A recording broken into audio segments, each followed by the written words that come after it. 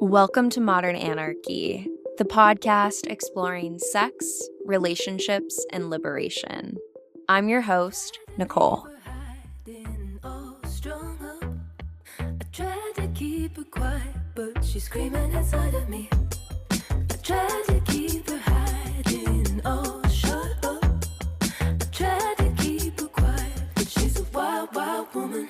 On today's episode, we have Jaime. Join us for a conversation all about the liberation of queer pleasure. Together, we talk about exploring without a roadmap, reconnecting with the wisdom of our ancestors, and the sexiness of nuance. Hello, dear listener, and welcome back to Modern Anarchy. I am so delighted to have all of you pleasure activists from around the world tuning in for another episode each Wednesday. My name is Nicole. I am a sex and relationship psychotherapist with training in psychedelic integration therapy. And I am also the founder of the Pleasure Practice, supporting individuals in crafting expansive sex lives and intimate relationships. Dear listener, too queer to be monogamous. Wow, this was definitely a big pull for me in terms of my non-monogamy journey. If you want to learn more about that and you haven't already checked out my year 4 episode, I go into a much deeper dive of my personal journey with non-monogamy. But yeah, I was also simply too queer to be monogamous, and what a journey it has been, and I'm so grateful to be here and to feel the capacity to have loving relationship with multiple people. And dear listener, I am excited to share this episode with you about Jaime's story. And, I have so many Patreon members and listeners who reach out and say how grateful they are to find this resource to be able to learn more and not feel so alone in their journey of sexual and relational exploration. And so I just want to let you know, dear listener, that you belong here. You are a part of this community, and I am so happy to have you here with everything that is going on in the world to share this space with you. I am so grateful. So please know that you have a home here in this space. Please know that I will be here week after week until I breathe my last breath, exploring what it means for us to collectively liberate our queer pleasure. All right, dear listener, if you are ready to liberate your pleasure, you can explore my offerings and resources at modernanarchypodcast.com, linked in the show notes below. And I want to say the biggest thank you to all of my Patreon supporters. You are supporting the long-term sustainability of the podcast, keeping this content free and accessible to all people. So thank you.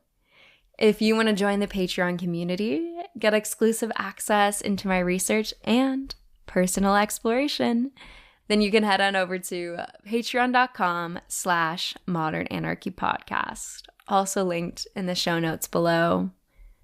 And with that, dear listener, please know that I am sending you all my love, and let's tune in to today's episode.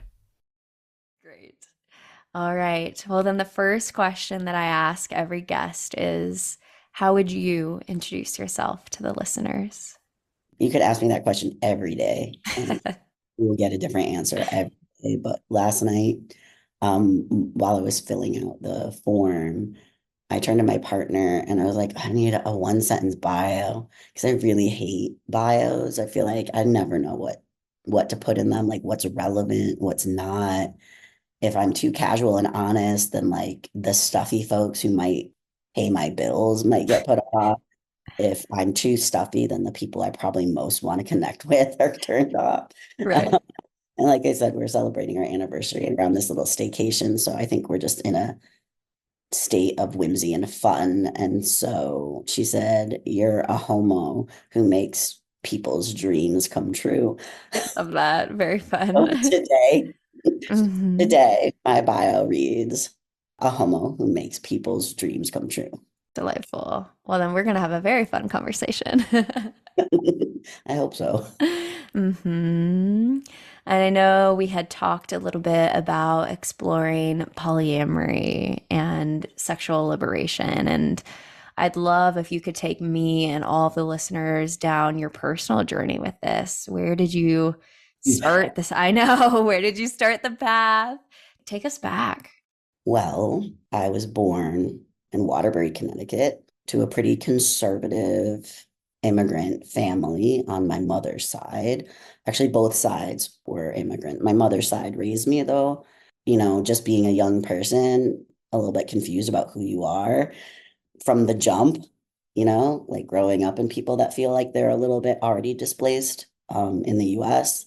With all of that, like all of those, I guess, heritages, all of them were deeply, deeply Roman Catholic. Mm, And I really wanted to take that up. I really enjoyed going to Sunday school. I wanted to go to church.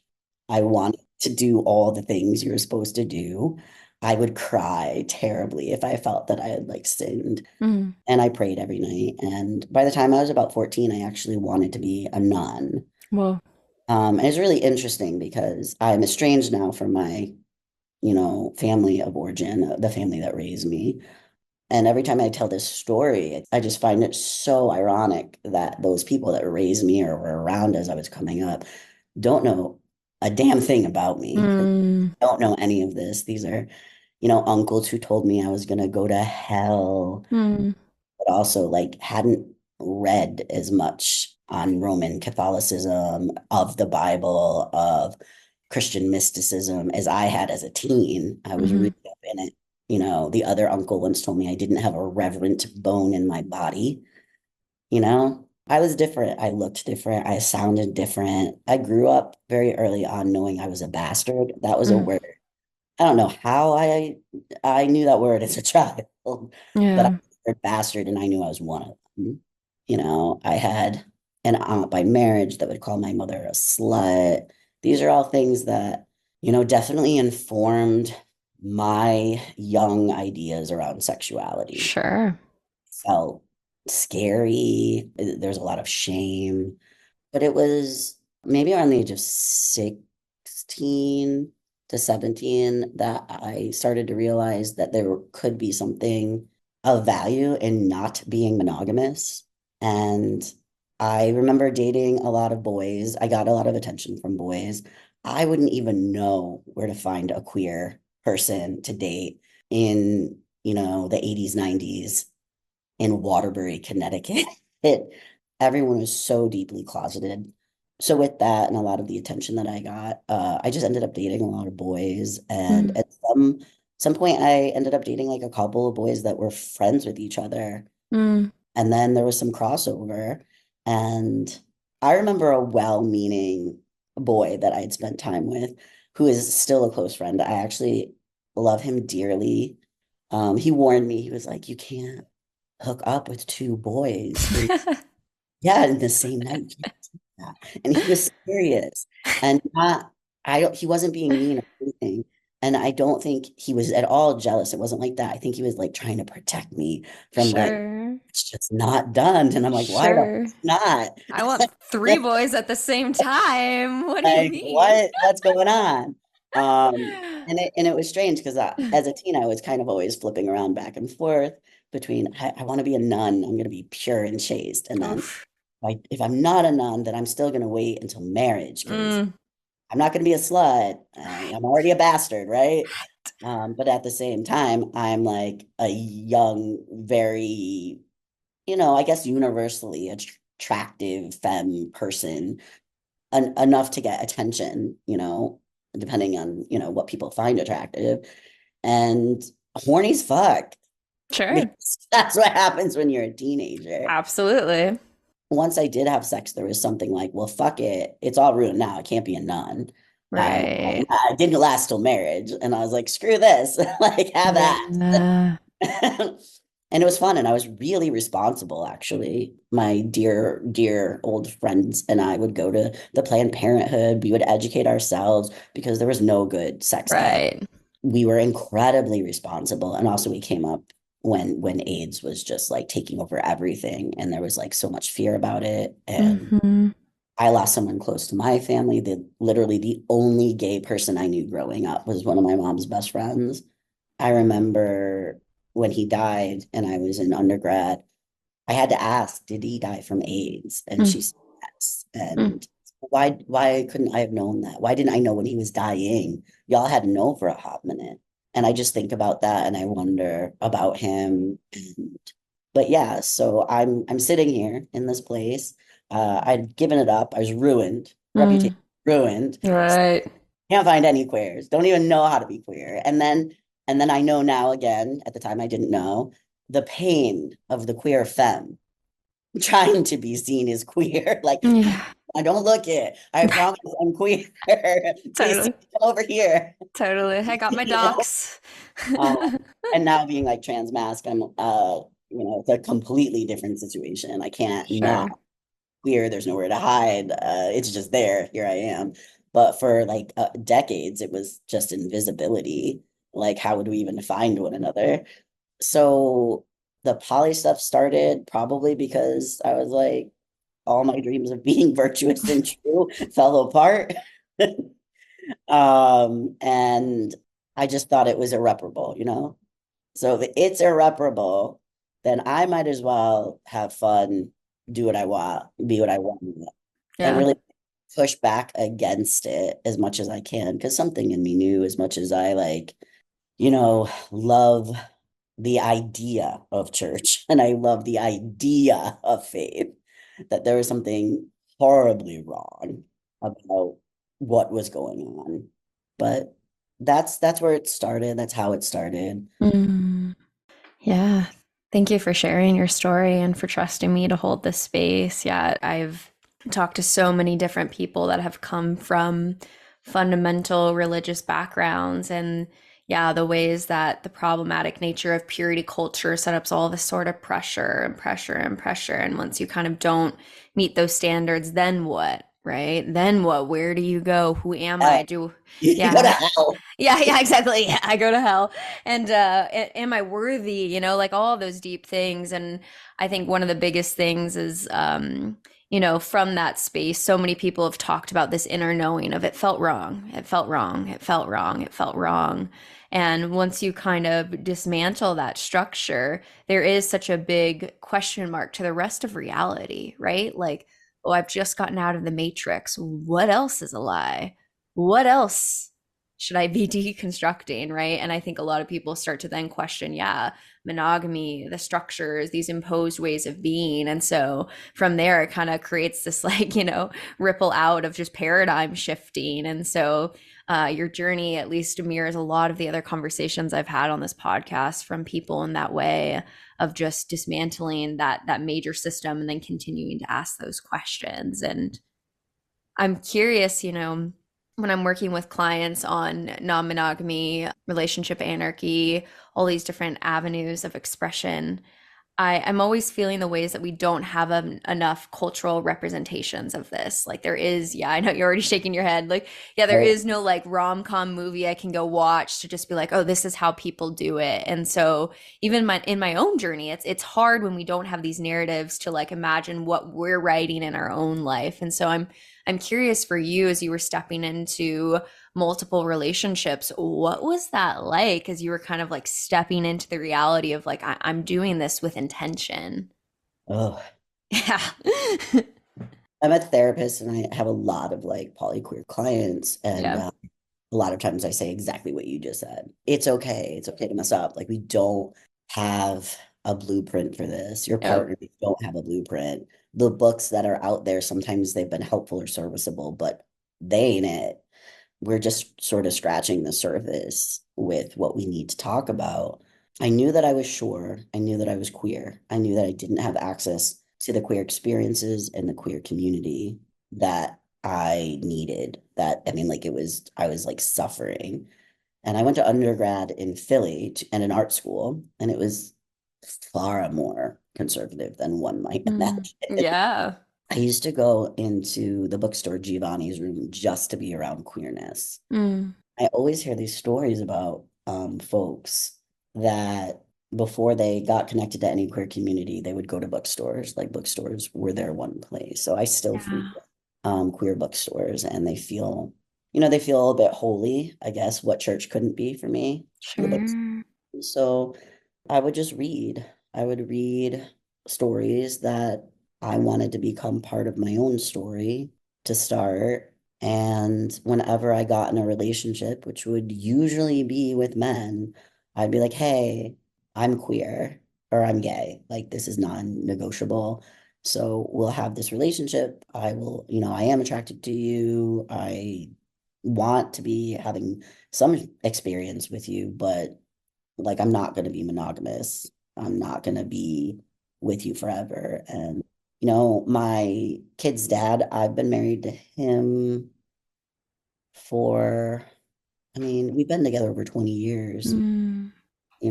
and I think this year will be 19 married. And it's the first thing I said to him. Mm. I'm gay. I'm like, that's accurate. And then at some point I did have a commitment ceremony with a woman and he officiated. And Cute. the first thing that Jaime said when we met and started dating was, I'm gay. And then he made a joke, like I didn't realize how gay they were. Cute and sweet, but I don't think he did. But I don't think maybe I did either. So I started the journey just being honest. And I didn't have rules. I didn't have the names for all the 20 different ways to be poly Right. in any given moment. I didn't have a language for the 45, different things you can call a partner. Right. I didn't have a radar worksheet Right.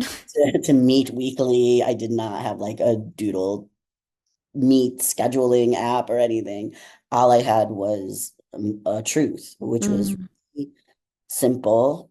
It was not fleshed out yet. I didn't know what the details would be, but I simply knew I was queer, and I was so queer that I could not be monogamous with the partners that I was having at the time, which happened to be all cis Yeah. men. Yeah. Yeah. Totally. I love that you stated that. Like, first time meeting them, here it is, right? And it sounds like they were receptive. I think in my own poly journey, I met someone who wasn't and then tried to wonder if I could go down that path because I was so in love. And oh my God, it tore my heart open. So you wonder, you're like, well, maybe if this one person, like it's almost like I had two parts of myself, right? Like the one part that was like so connected to this liberation, so connected to this space of having the freedom. And then I met someone who I thought was like a dream. And I was like, oh, well, maybe I don't need that part. And I tried that for a couple of years and it just tore me apart. And so, like, to be able to be where I'm at now, where I have all partners that are on board, all supportive, it is life changing. So I'm so glad that you had that experience with your partner where like they were supportive right there from the beginning. Yeah, I mean, I think they came with their truth, which was, I love you, and yes, I'm down. And Mm, I have things that I want to maybe explore, look at too, and we could be honest with one another, and it would benefit both of us to sort of figure it out. And we have figured it out for the most part. It's been very difficult at times. We've gone through a lot of different eras, when you're sure. that happens when you're with someone for a couple of decades. It should Yep. happen. If the people are growing, it should happen. And I think at this point, we are mostly focused on a relationship as co-parents and raising our children and then supporting each other in our like other romantic relationships. And I think we are entering a new era of defining family differently, as he has a lovely partner, regular partner. I have a regular partner and she wants to have a baby, and my other children are, 8, 15, 16. So there's just an expansiveness that is happening in and with our family. So it started with us two just being honest and saying, hey, don't know what all this means, but this is where I'm at. Yeah.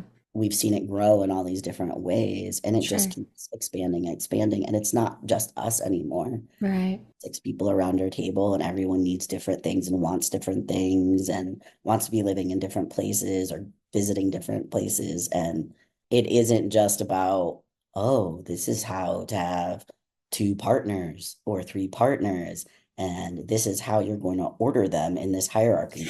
Or this is how you're going to say, fuck that. There is no hierarchy. It's not that. We have like children. We have seven pets. We have like, home to care for. We have like bills to pay. And again, there is nothing for our type of polyamory out there, not even the books. Right. That's why I'm saying we're just scratching the surface with what's available as far as resources, because I've Hmm. never had a book for what I was doing. Yeah. I don't have a book for what I'm doing. I don't want to write a book for what I'm doing because it's going to be obsolete in like a year. I know. All I can do is have conversations like this and keep having conversations as I evolve, as Right. our community evolves, and Totally. the less of what you experienced with your Totally. getting ripped open. Yeah. Um, Someone wasn't quite on board, and Right. I'm so sorry you experienced. I mean, I have experienced things like that as well. It was helpful too because I learned a lot, you know? I learned a lot in that process of like, oh, okay, this is what like I don't know how to say this, where like I learned what it feels like for my gravity to be off. Like, like you're in your authenticity, you're feeling good, you're like, oh, yeah, this is my life. Like, And then to meet someone else and feel that relational pull and that relational paradox where there was parts of myself that couldn't be in this relationship. And I started to feel how my mind would be spinning all these different scenarios, constantly thinking about it, lost in the thought of it all. And I felt like my joy, my gravity was so off. And I learned a lot in that experience to kind of notice when that happens, to notice when certain relationships pull that away from me, whether it's as big as something like that of like the non-monogamy question or much smaller pieces, and kind of feel into that. I also learned that don't ask, don't tell never works in my opinion because Never. I I am know. so with you right there. Like, I can't do that. I'm a therapist. My partner's a therapist. The first thing we do when we meet someone is we need the first names of everyone in your polycule because we need to know right now before we even order drinks if there's a clinical conflict because we will not go there. Yeah, And if people are like put off by that or they fuss, we're just like, you don't understand how careful and cautious we need to be and what kind of totally, responsibility we have. We can't hang with you. Like, totally, totally.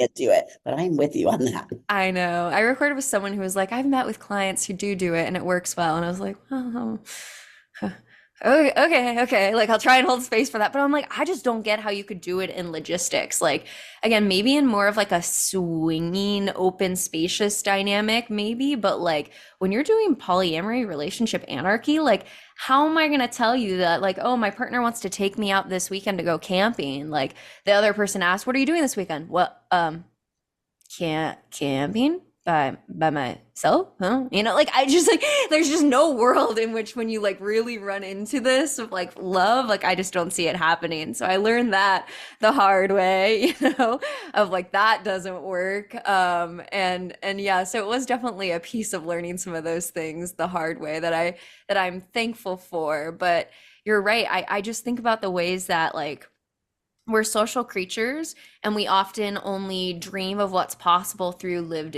example. And so when we don't have these examples around us, we can't even dream of where we could go or what we could do. And like you, I just feel like I'm scratching at the surface for books. I want books. I want something to hold on to. And then I'm like, it's okay. We're pioneering. Here we go. Like, let's just keep going into the unknown. And I think a lot about how I'm a rock climber, so that's ends up being a lot of my metaphors for polyamory and non-monogamy and pioneering and exploration. But there's been so many times where there have been walls, like true, like multi-pitch cliffs to climb up, and no one's done it before. No one has done it. It's impossible. It's impossible.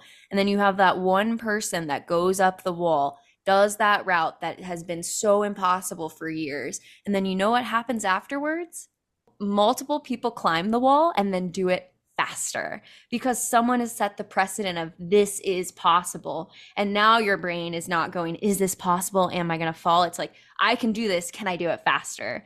And so I'm really excited for future generations. Like you and I are climbing right now. Like this is possible. This is possible. But the younger people, your kids, future kids are going to be sprinting up this wall in ways that we have been struggling. And I'm so excited for that. I'm so excited for kids to live into a world where they're not feeling like a slut for wanting two people in their teenage years, because that makes sense. You know, it makes sense. It makes sense because I feel like in those years you're figuring out who you are. Mhm. Part of how you figure out who you are is by seeing how you do next to or with or alongside of other people. Mhm. And it's necessary to know who you are, to look at many different types of other people, and engage in many different types of relationships. And I also think people just assume polyamory or non-monogamy just is all about sex, sex, sex, sex. Mhm. I do think we long for something like a book Yeah. or answers. I don't think it's there. I don't feel so much as a pioneer. I feel like what I'm actually doing is digging back because Mm. people have been doing this Sure. since humans existed.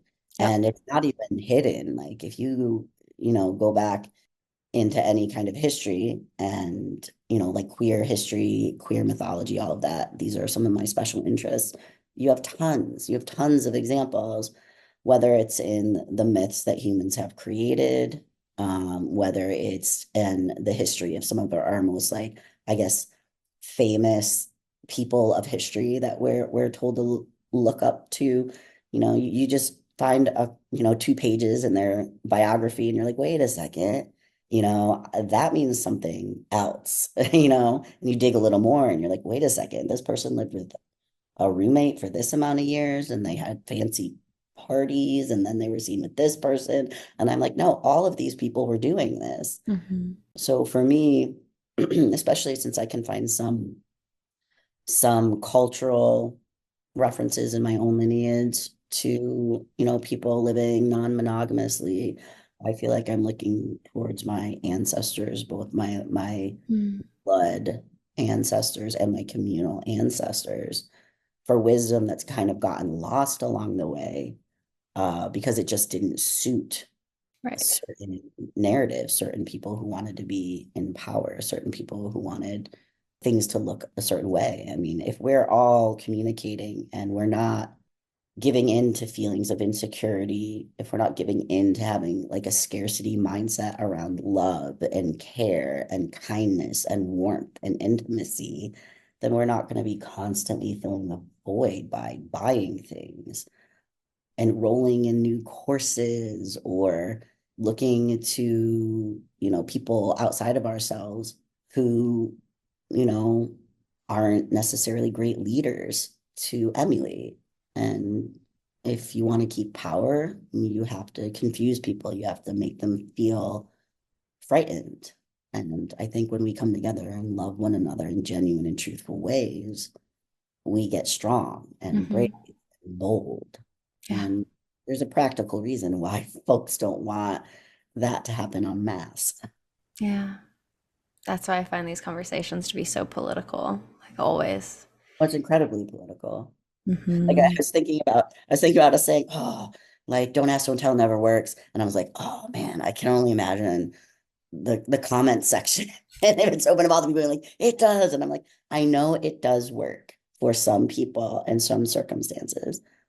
It does not work for me. Right. Would not work for me, and I understand and relate when you said it does not work for you. Right. But I have seen people that I've worked for, but I guess what I'm wishing for is the type of environment where that's not necessary, where there's a kind of security and care where it doesn't, needs to be no fear about someone finding out who you're camping with over the weekend. Totally. Yeah. And I think part of that goes back to like your friend who was like, you can't sleep with two people in the same night, Right. let alone like two people at the same time, or like three, four, five. I don't know. Like that level of ingrained righteousness about the right and the wrong ways to be in relationships and to explore sexuality.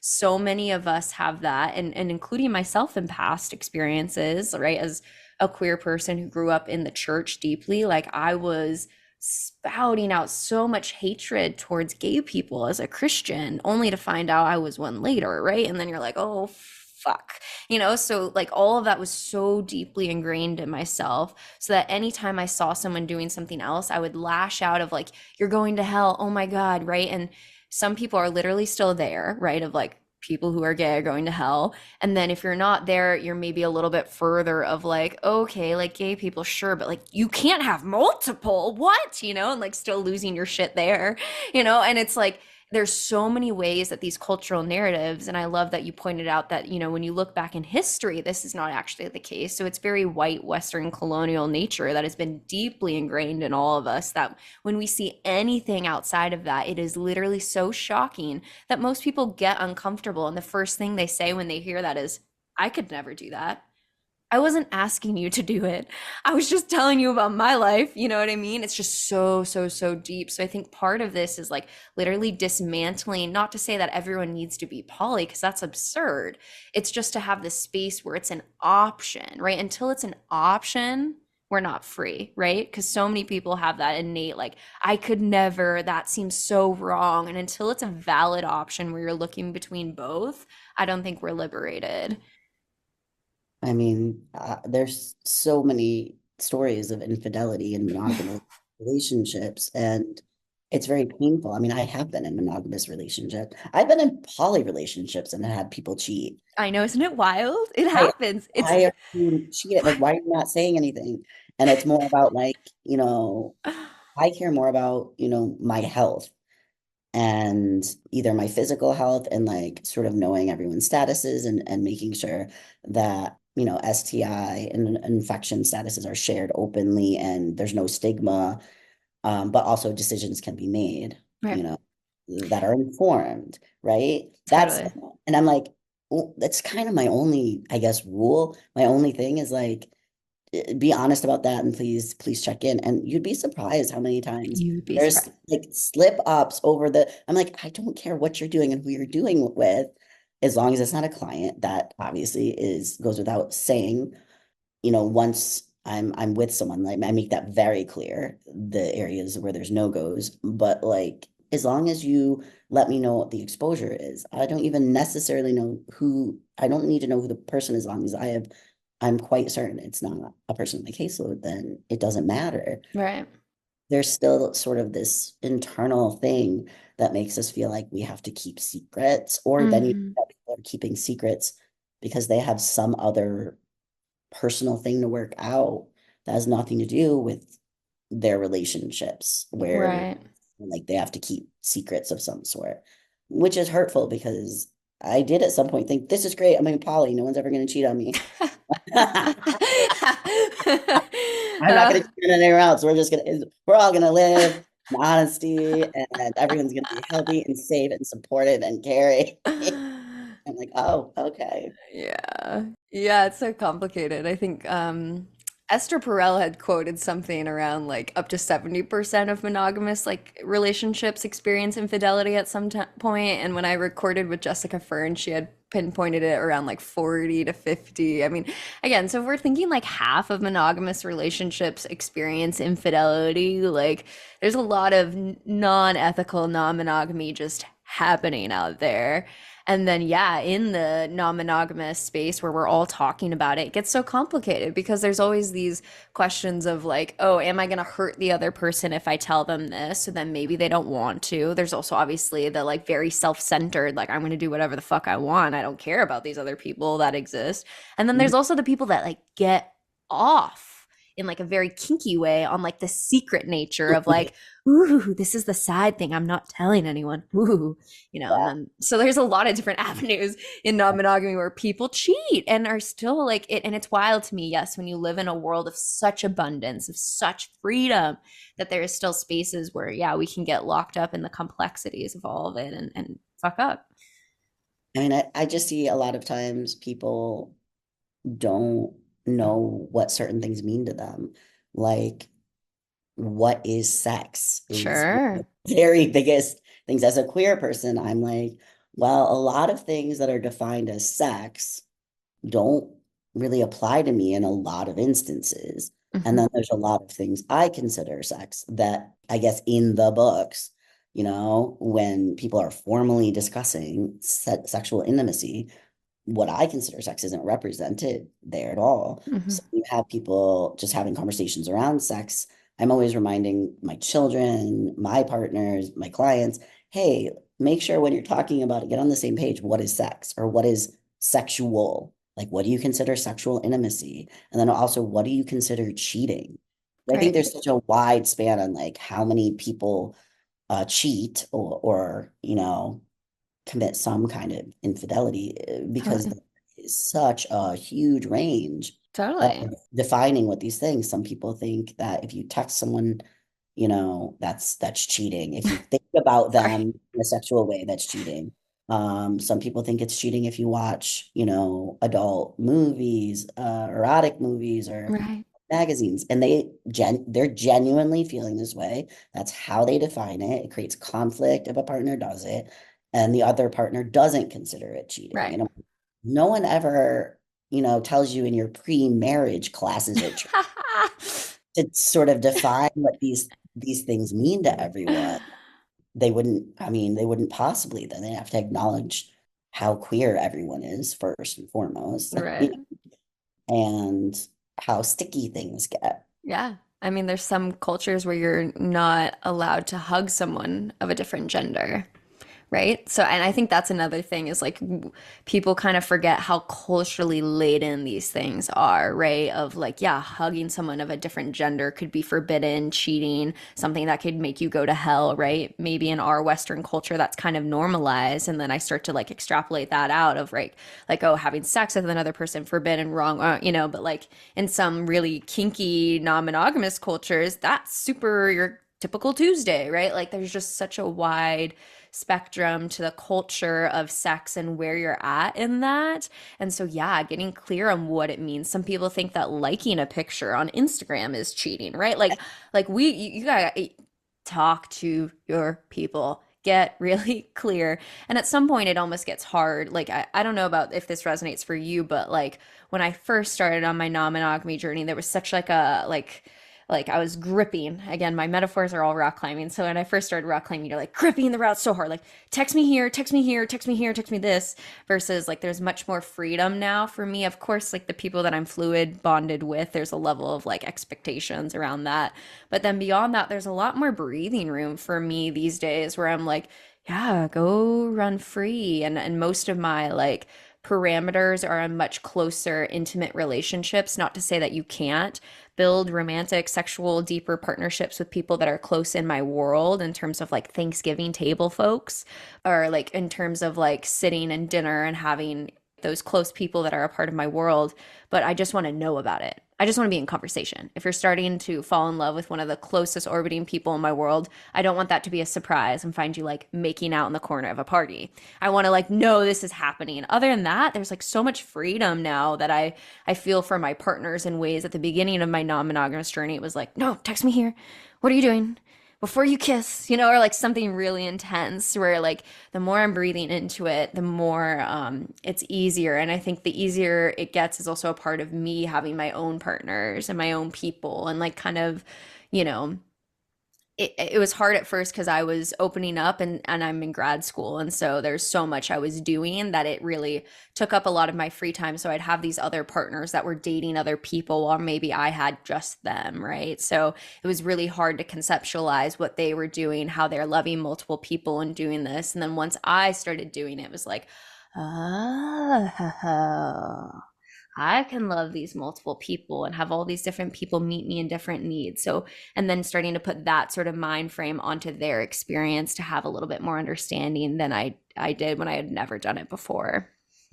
I've been like some form of non-monogamous since I was 17. Mm. I'll speak on it. I mean, it's definitely where my therapy practice is at least partially rooted. And I don't know. I don't have any answers for anyone on anything other than to talk to people. Yeah. You know, like I can't give you some tried and true way to make it successful other than to say, be as honest as you can with what you have. Yeah. And if you don't have the language that you need to be honest, ask for a break, ask for time. I think it's important, not just with this idea of fidelity or not cheating or, sort of sexual safety, but I'm also seeing something really frightening that's happening where people are engaging in some form of sexual interaction and they, after the fact, agree on the facts of all the events that happened, Mm. but disagree on whether or not it was consensual. Mm. And as a therapist, I'm seeing a lot of scary things, a lot of weaponization of systemic rhetoric that's really important that we need to have to fight for rights, victims' rights. They're being weaponized to use in moments where they really have no business being used, where they shouldn't apply. And I'm seeing that a lot, as in there are situations where a person will ask multiple times, would you like to do this? Can I get an enthusiastic yes? As by the book as you can imagine. And afterwards, both people agree that all that happened, but one person insists that the other person should have known that they really didn't want to do it. Ew. You can hear that as a one-off and be like, oh, that's wild. Like, how are we gonna work through it? But I am literally hearing things like this Mm. sort of left and right. And this happens within my friend circle too, and within community. And I feel like everyone's either afraid of accidentally violating consent Yeah. or that they might have in past and didn't know. And then they're having experiences that later they realize were not enjoyable or don't feel good. And they're like, wait, was that non-consensual? Was I? Totally. And Yeah. I don't think we're talking about this enough. And I don't think we have the tools to help people through restorative processes Sure. when bad goes down. And we immediately go to this place of like, there's a victim, someone was a perpetrator, we need to dox them. And, people are really moving quickly and ferociously and Yeah. I think is righteous, but it is more self-righteous than anything else. And I can't say it's anyone's fault. We don't in our culture have a place to process and care for one another in a non-punitive way. We don't know how to, Right. even in abolitionist movements, I as an abolitionist therapist, like can't point to where to send people, Right. work through these things that don't involve some kind of punitive experience. Mm-hmm. And that makes it scary. It makes it scary to have Oh, multiple totally. partners. Maybe a person wants to have multiple partners, but there's this fear of just how complicated it could get. Sure. Complicated enough with one partner Yeah. trying, build and sustain something that's honest and, you know, intimate and caring, suits everyone. But then when you get miscommunication, Yeah. and then if you go in and you dig a little, it's like, oh my gosh, like you met X, Y, and Z. This other person heard a different thing, Sure. perfect sense. But you all are so into whatever field you're into. Like there may be a lot of hate and hurt and a refusal to acknowledge something really big came from a misunderstanding. Mm-hmm. And that's hard to just watch people navigate in their dating and poly journeys. Oh, totally. Totally. Yeah, my first word that's coming to mind is just like the nuance of all of this. Like the nuance, the nitty-gritty, the gray is not black and white and getting into that because it is absolutely tricky, right? I'm thinking about like just yeah, because violence does happen and people need to be held in that, right? And then like just the nuance of how far that can go. Like thinking of an example of like, oh, okay, say I meet someone new, right? And I say, "Oh, I like to be slapped." Mhm. Cool, we start playing that person. They slap me on my ass. Maybe that's okay. And then they slap me on my face. Not okay, right? And if we had conversations about that beforehand, the next subsequent question should have been like, are there specific areas that are okay or off limits, right? But some people first don't even ask the question of if slapping's okay, right? Some people don't even ask them the subsequent question of where. And then the further question of like, to what level? Where is your soft, your like hard limit? Could we practice like that, just those levels of conversation not happening, right? Then you add maybe something like drugs on top of it. The amount of people that use, because of our society, there's so much shame, and I fucking hate it. But there's so much shame, so something like alcohol can disinhibit some of that and make it a little bit easier. So now we're talking about the complexities of consent on drugs and these altered states of consciousness. And I've had a lot of episodes on that, but like that also then plays a part into this conversation. And the problem being too that like so many of us don't have language, like especially in my own body, like you'll see those research videos of people of like, can you identify the clitoris? Can you identify, can you identify the mons, the labia, and people just being like, no, you know what? How the fuck am I supposed to have a good sexual experience when I can't name where I want to be touched on my body, let alone consent of like, hey, you can touch here, but not here. Like, we don't even have the literal language for the parts of our body to be able to communicate in this. So it's a mess. It is a whole mess as a culture because it's been so silent, so quiet. There's a lack of education, and then we lack the community spaces where we can process this, right? Because some of us have had experiences that are deeply traumatic, but we didn't even see it that way until we talk to someone else and they look at us and they say, how is it okay? It's just so much of the results of like a such quiet, taboo, don't talk about it culture. And in my work with psychedelics, I just see that connection so deeply to like drugs, right? How many people die because of not talking about it, the shame, doing drug use alone versus having open spaces and conversations and learning how to do it safely. I mean, the problem is this like private, quiet, shame-based culture. We have to get out of that. What we're talking about here, like these ideas of sort of consent, what's appropriate, what's not appropriate, I like to say I deal in like nuance on the black market. Like I do consultant work when things sort of hit the fan somewhere on all these topics. And it's like they might bring me in and very quickly I'll be like, oh, it was this, and this. And I'm like, y'all are following something from a great book that I highly respect the author, or a system that works really well for systemic institutes or in these certain specific types of places, but you're applying it here where it doesn't work and it doesn't fit, it's misplaced and it's causing damage. What we want to do is actually this, and this, and then things move very quickly. But yeah, my partner got me a t-shirt once that says nuance is hot. Yeah. It's really everything I do is about nuance, and I think we miss it often. You can't say anything that is too specific, Right. or people will have a somatic response. And instead of sitting with it and wanting to have more conversation, to ask curious questions, it's like an immediate reactive, moment. Sure. And then we get away from our truth. And like I started with, the first thing you can do is offer your truth, but it may not use the words someone expects or somebody else says is the most appropriate to use in the situation. We don't offer grace for people who are just learning certain things. And no matter how long you've been doing something, whether it's kink, poly, how long you've been out as queer, there are always more questions to ask of ourselves, of others. So we can never just assume the people we with are like not going to make an error, make a mistake. Totally. And there has to be space when harm is caused to allow grace and to have a conversation. And of course, this doesn't apply to moments of violence. That's not what we're talking about here, or actual sexual assaults or sexual impropriety.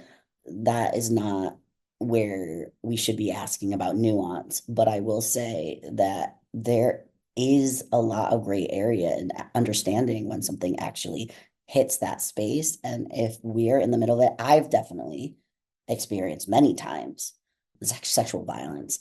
If you're in the middle of it, it's near impossible to sort of get your nervous system regulated enough to determine what happened. And also if the response was proportionate to what someone did or disproportionate based on past traumas and harm, how to ask the person for accountability, if it's just good enough to separate from the person and not engage with them again, and then go through your own healing, or if there needs to be some sort of accountability. We need to be able to have these conversations. We need to be able to go someplace safe to work through them. And we need to be able to self-reflect and determine if we have caused harm to someone else in these ways. Mm-hmm. But no place is safe to consider this. No place is safe to question this. No place is safe to come out and say that either you've been the victim of or you potentially perpetrated something, because there's just an immediate visceral response. And I don't think it is healthy for people. I don't think it's good for people to be telling other people that they've been harmed or haven't been harmed if they weren't, in that space. It gets really sticky if a person wasn't there and is trying to determine what did and didn't happen. Mm-hmm. That's a lot when people are trying to be like an ally or Mm-hmm. be victims or protect a friend they think was falsely accused of something. We just don't know if we weren't there. Right.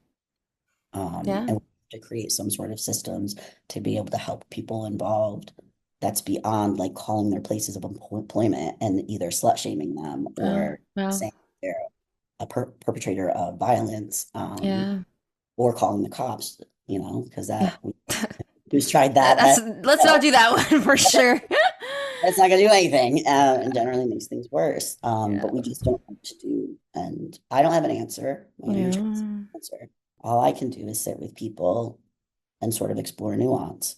But I don't think there ever is going to be an answer. I think these are questions everyone's always going to be asking. I do hope, like you said before, generations behind us will be quicker at it, Yeah, be able to totally. paths and turn them into like roads. Yeah, absolutely. Yeah. Yeah. Because, of course, both you and I are against violence and people being harmed, and also understand the realities of if we're living in a repressed society and we're growing and learning, we're going to make mistakes through that as we grow and learn. I don't like violence. I do not want people to be hurt. Be very clear. But yeah, what does abolitionist restorative justice look like as we grow through our fucked up sexual repression? Complex, nuanced, right? And Mhm. so it's much easier in these situations. Like, even for myself, like first getting into the kink community, I knew nothing, nothing, right? So that first person that you play with, I'm going off of nothing. And then you might years later look back and now have more awareness of like consent conversations and all these other dynamics to now when I look back on that, I'm like, wow, that person should have really set this up better for me. And now I'm starting to have this moment of a reaction of, wow, how safe was that experience? And I did feel safe during it, but also now knowing as I look back that there was better ways to have had it done.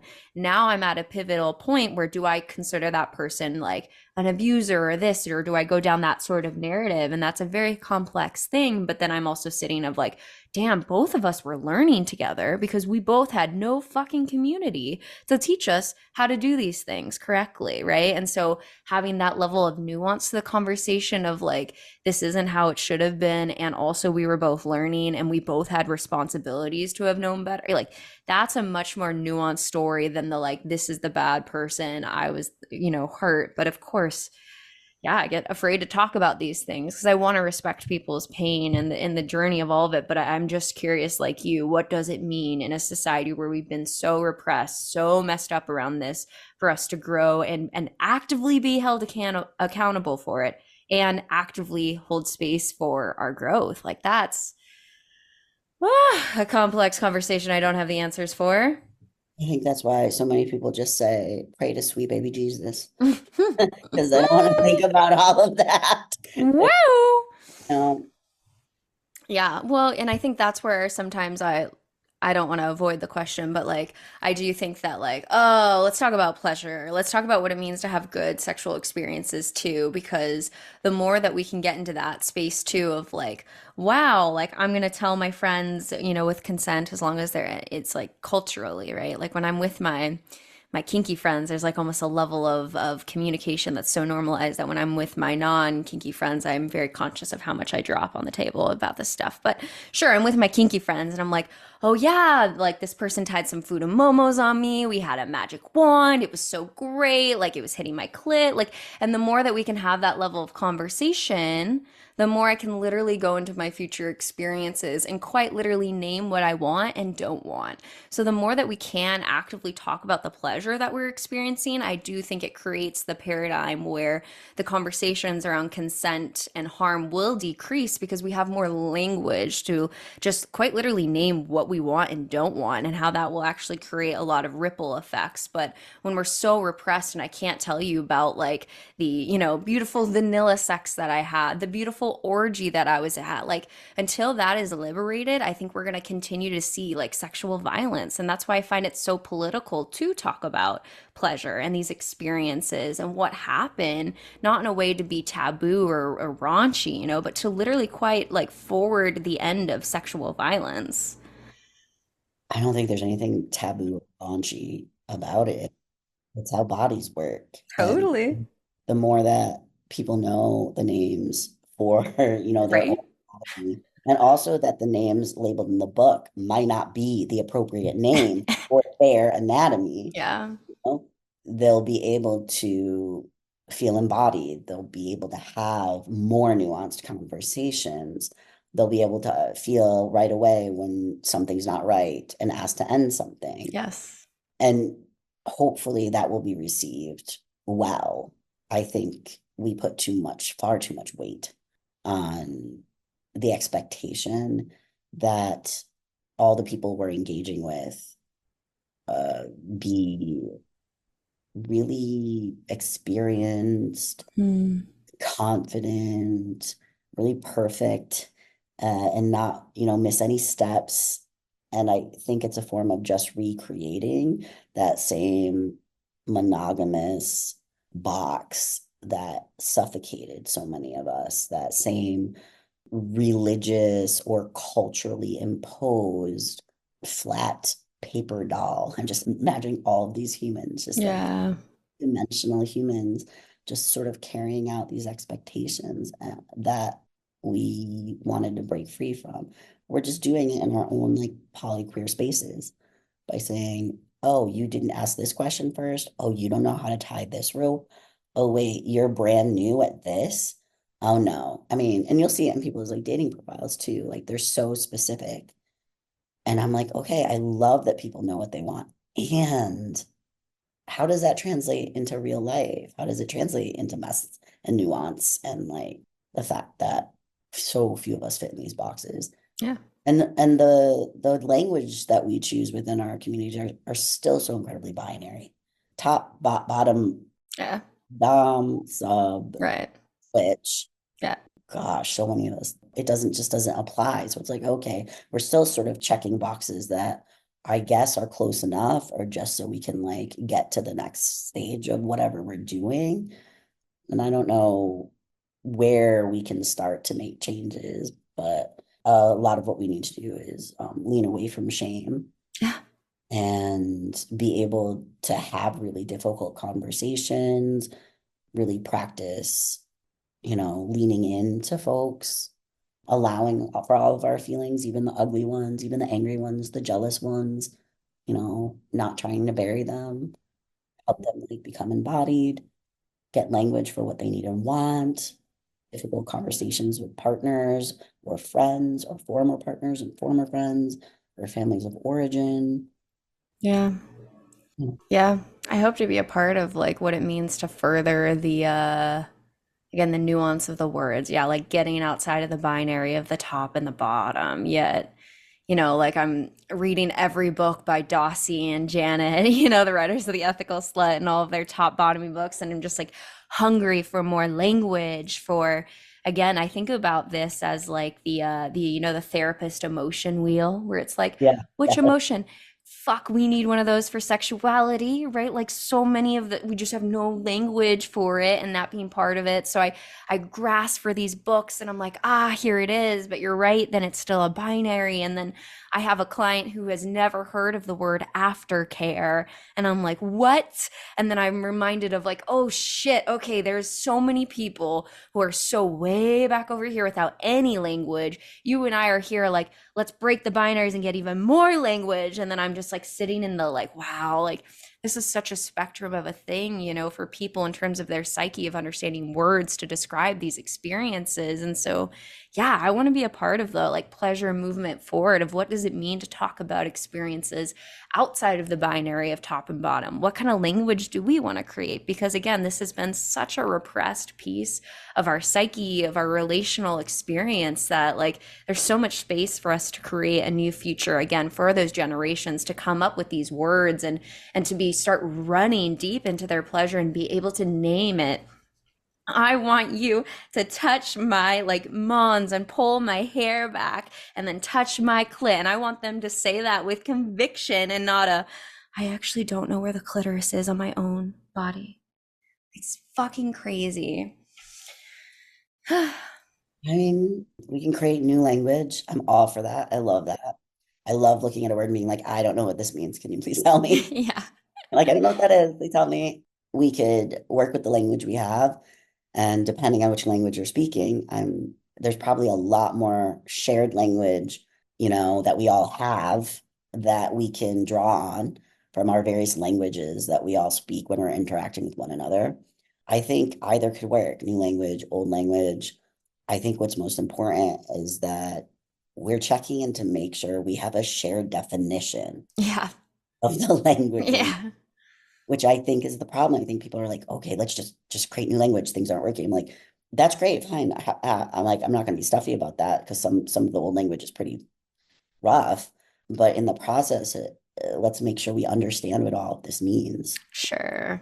Sitting across from us has the same understanding we do. And then what do we do if we don't?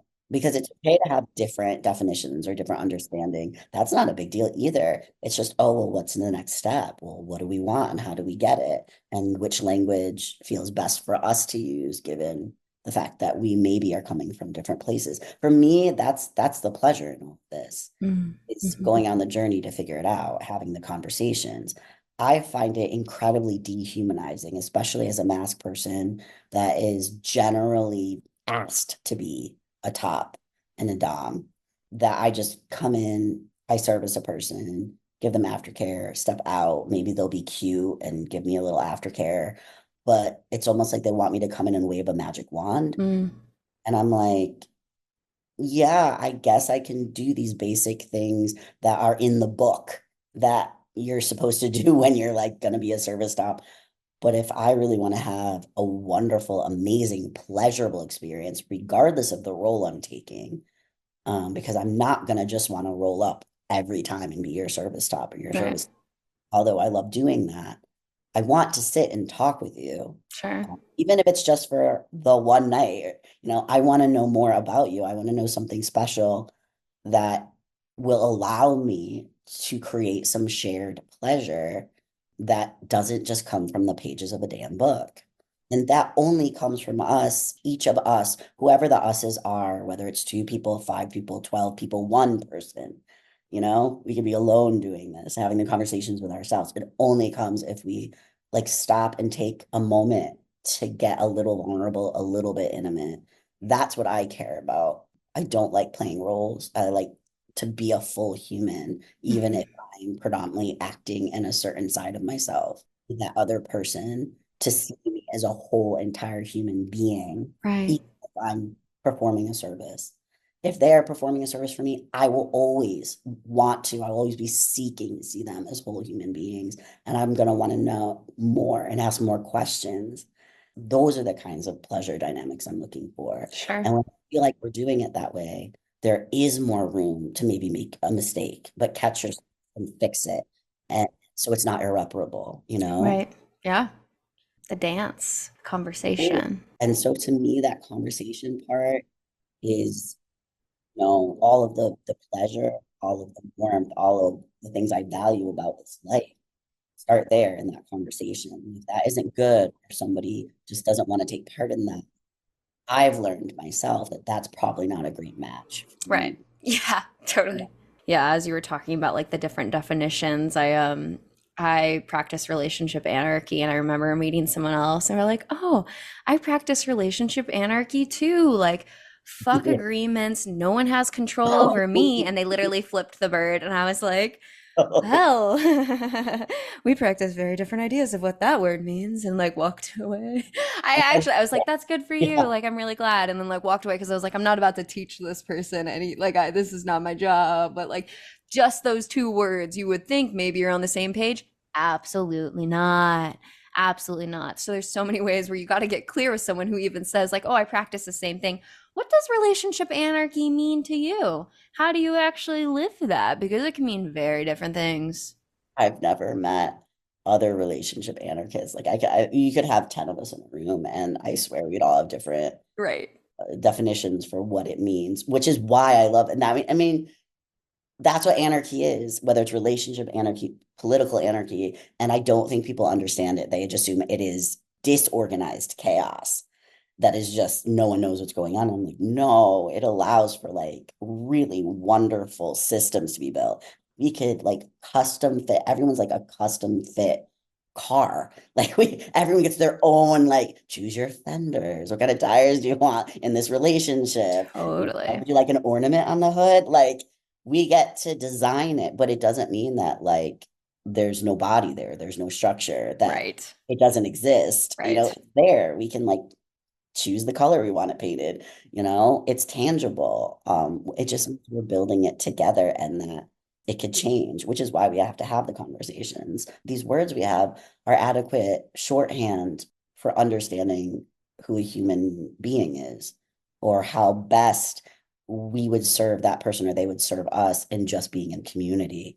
And you only learn that by like talking about it, asking questions, and being brave to try things and step back and say, no, thank you, this isn't quite working, but we can do this in a way where we could still be in community. This is super idealistic, but remember, as like a young kid, I didn't really get much idealism. I was a bastard, born of a slut, going to hell already. So Sure. forgive me if in my older age I want to be a bit of an idealist and dreaming about us, building these wonderful custom-made relationships with one another. No, totally. That's where I talk about like the blank page of it all, right? Like relationship anarchy being that blank white canvas, which is what can be so scary about it. Like, where's my paint by numbers? Where's my relationship escalator? What am I doing, right? So to get off that and be like, oh, I get to do all of this, I can create it. Whoa. And then the beauty of that and the complexities of that. And as you're going through these relationships, like figuring out what your appetite is for these different connections. There's connections I want to see once a month. There's Mhm. connections I want to see once a year. There are connections I want to see every day. And being able to like figure that out of, okay, where is the space where you and I can come together and feel really good about our dynamic, and how can we find that together? That has been such a dance of like figuring out the gravity of my planets and their orbits, and to figure out where that is. And so yeah, I don't go through breakups. We do reconfigurations, and maybe that means spreading it way out, maybe it means pulling it closer, right? And just figuring that out, and then how that moves through time as you evolve and things shift, right? Even you talking about your partner and co-parenting now, like all these different eras that you can go through in this constellation. I mean, yeah, where's the book on that? I'll write it for you one day, okay? I hope so. I hope someone writes it. In the meantime, I'm just down to keep talking about it. Yeah, And I mean, I think I've grown more through these relationships than probably any other thing I've had in my life aside totally. from parenting. Nothing can really trump the experience of becoming a parent and having to care for other humans and protect them and, hopefully teach them in a way where they don't have all of the shame that we've Totally. carried about Totally. what they want, give them at least language to start off with, have nuanced conversations around the dining table, although they would prefer if I laid off those every now and again. aside from parenting, Yeah. having the privilege of being in relationship with other polyqueer people who are just trying to have truthful, honest connections has been a great honor, a great privilege. Mm, yeah. Yeah, it makes me want to cry. It's just like life changing, truly. Yeah. Yeah. Uh, well, I want to take a deep breath with you. And I know we're coming towards the end of our time. And so I want to check in and see if there's anything else you'd like to share with the listeners. Otherwise, I have a closing question that I can guide us towards. I don't think I have anything. Yeah, I just kind of ramble on, so I have no idea what sense this will make. I assume that you're going to edit it well, and then it will make sense. So, no, I don't have anything that I feel like I necessarily want to say. But yeah, if you have a question, I do. I do. And I'm just feeling into the emotionality of what you said of these relationships being like life changing. I guess I'm just like feeling the overwhelm of how much, yeah, my queer relationships have absolutely changed my life. And I really do believe in our ability to like create a different future through conversations like this, like very intentional conversations. It's been quite the journey, and I'm really excited to keep going on it. So I really appreciate you coming on today. thank you for having me. It was a surprise to get the invitation. So Yeah. thank you. Yeah. Okay. Well, the one question that I ask everyone on the podcast is, what is one thing that you wish other people knew was more normal? Mm, not knowing what you want. Ooh. Like we literally just spent like an hour plus talking about have language, ask questions, know what you want. And I'm like, you know what? Most of the time when we're going in these conversations, we don't actually know exactly what we want. Sure. And I think people have a lot of fear over getting started if they don't know exactly what they're looking for. But, you got to start somewhere. Well, totally. You got to take the bite, and then you take the bite of the pie and you're like, nom, nom, nom, nom. Okay, well, that was all right. Do I want the second bite? I don't know. Maybe I don't, and like put it back, and like you don't know until you take the bite and then you're like there and you're like, I think that makes me think back to that conversation about having that relationship with the person who didn't want non-monogamy. Like I realized what it felt like to be pulled off of my gravity, and now trying to be more sensitive to that. Like, yeah, I don't know. I start connecting with a new person. Maybe we try like twice a week, and then I start to feel that feeling. I'm like, okay, we're trying twice a week, but I think I want to go back to once a week, or maybe now once every 2 weeks, right? Like, I don't know until I get there. And then, like, this has been such a practice of continually checking in with my pleasure in a way that it's conscious of my community and the people I'm with, but continually coming back to myself of where is my pleasure? When am I on the right path? And I frequently don't know until I'm like slightly off and I'm like faces on the ground going, this doesn't feel right, you know? Yeah. And I think that's okay. I also think just as people, we can be a little kinder when we're receiving the message from someone that, oh, something isn't working. Yeah. Oh, the ego, the hurt. I don't know how many times I've tried to like break up with a person, and I'm like, wow, this breakup is I think we're going on year 3 now. That's happened a couple times to me. And I'm like, wow, if I had a wish, it would be for people when the first time they hear a partner say, I don't think this is working, or I think maybe we should call it quits, or I'd like Yeah. to change, is to take it seriously immediately and not try to just be better or change it to save it. Yeah. Harm comes from this form of consent violation, where no, I don't want this, but sometimes your relationships need two people to agree, healthily like move apart if they're quite enmeshed with one another, if they have a lot of shared spaces, shared home, things like that. It can be really hard to let things go. Yeah. So, Absolutely. oh, Absolutely. Oh, well, it's been such a joy to have you on the podcast today. thank you. I hope you got something good. I hope you got some bits you can work with. If you have questions, my website is www.sodadrevival.com, SODADE revival.com. I do have a little side project, Waldorf on Fire, where I advocate for people who have been discriminated against or oppressed within Waldorf schools throughout the Ooh, world. Whole nother podcast, interesting. Yeah. but you can usually find me through the Sodod Revival page most consistently. There's a little contact form, and I am a therapist licensed in Illinois, and I do consulting all over the world. So Great. Well, it was such a joy to have you. Thank you for joining me and all of the listeners today. If you enjoyed today's episode, then leave us a 5-star review wherever you listen to your podcast. And head on over to modernanarchypodcast.com to get resources and learn more about all the things we talked about on today's episode. I want to thank you for tuning in, and I will see you all next week.